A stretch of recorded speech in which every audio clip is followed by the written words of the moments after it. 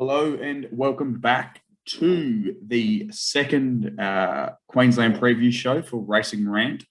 I'm Ollie Hopkins, the Queensland form analyst and mounting yard judge for the Rant. We've got a bit of a change up here from last week. I received some feedback.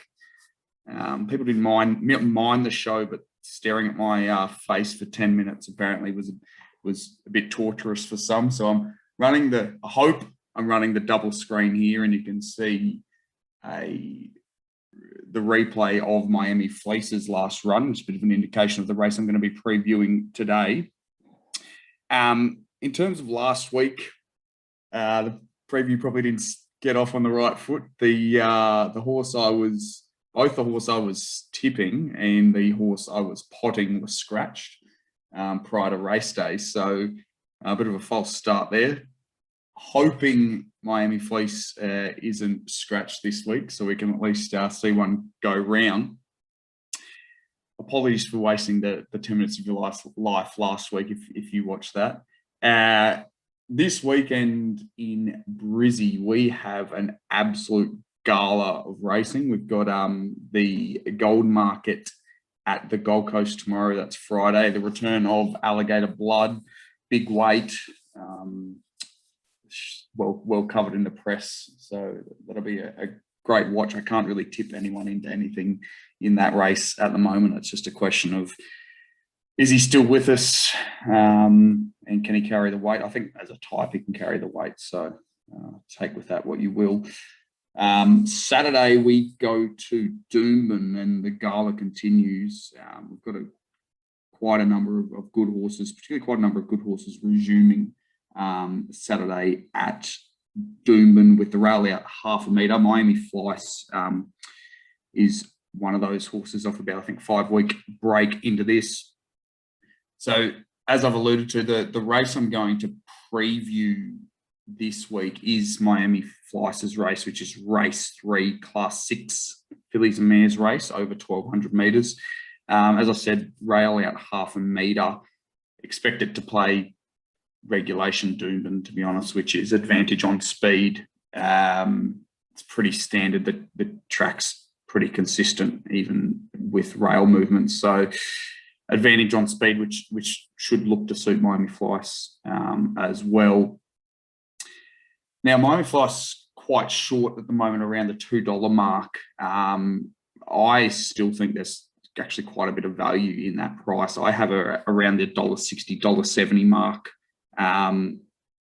It's a horse. It's probably no surprise to anyone who has gotten my stuff or listened to previews I've done in the past on this horse. It's could be close to my favourite horse in Queensland, and I haven't even won that much money off it. The reason for it is the type of horse that she is. She's would be close to one of the best looking horses I've ever seen.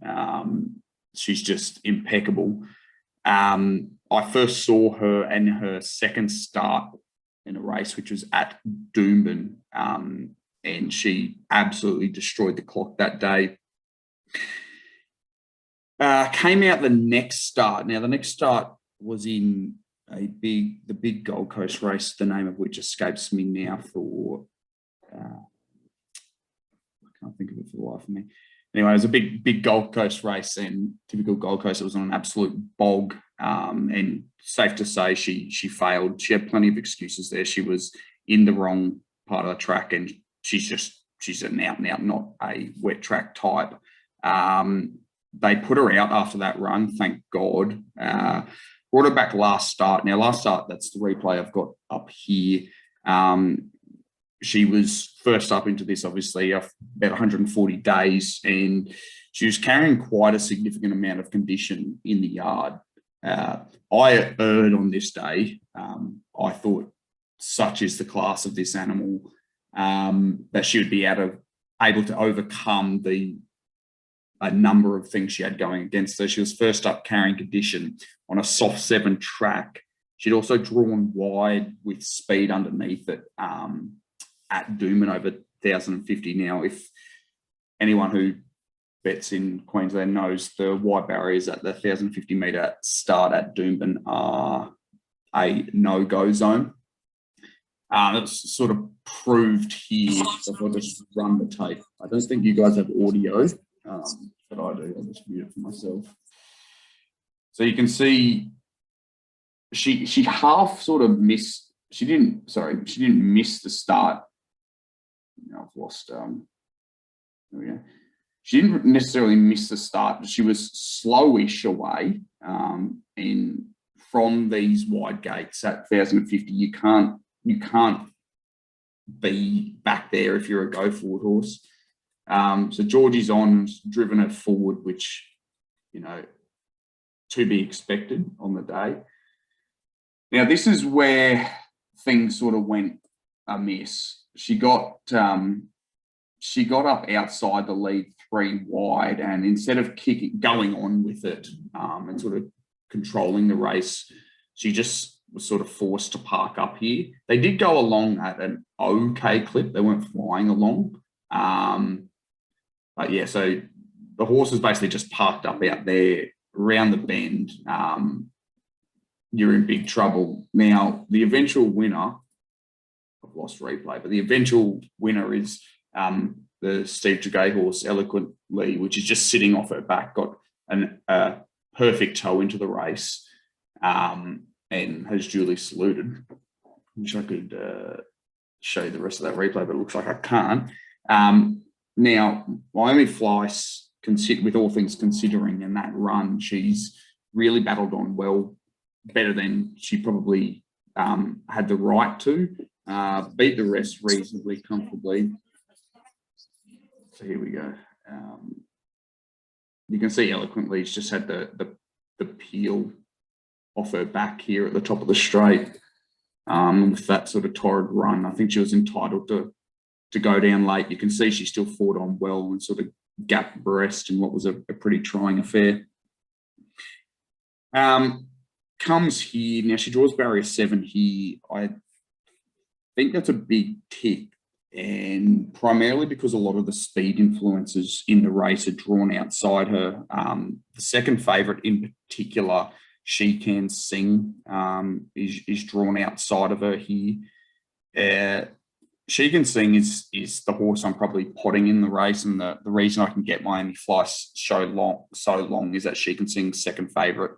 I thought She Can Sing just had an absolute birthday last start. As I said, draws outside Miami Flice. It will not get that same setup here. And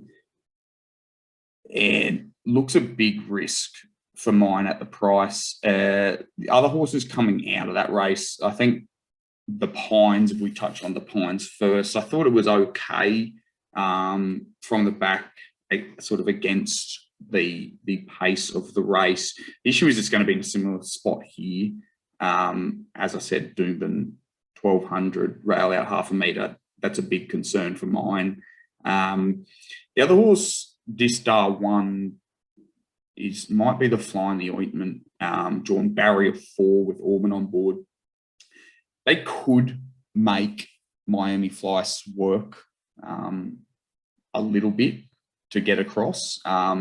I don't think Distar 1 has the speed of Miami Flice, so I don't think it'll be able to hold her out. But they could make it work, and I thought it was okay last start. So it's the one I consider to be the main danger and maybe the chop proposition at the price. But I think $2, if Miami Flice is half as good as I think she is, and if she runs anywhere near like that race she ran track and trip in her second start in a race, she just wins this. So yeah, $2, I think she'll start shorter as well, so I'd be looking at taking that. As I said, this weekend is an absolute gala of racing with the good horses, a lot of good horses resuming, which is where the mounting yard, I think, really comes to the fore. So I'm very excited to get on track. We own a smart one, Prince of Boom, The Move, Lyrical Girl, Ruka, all resuming. Good horses first up. The yard tells the story. So get onto racingrant.com.au and you'll be able to get my yard stuff on your phone 4 minutes before the jump. Best of luck and good punting.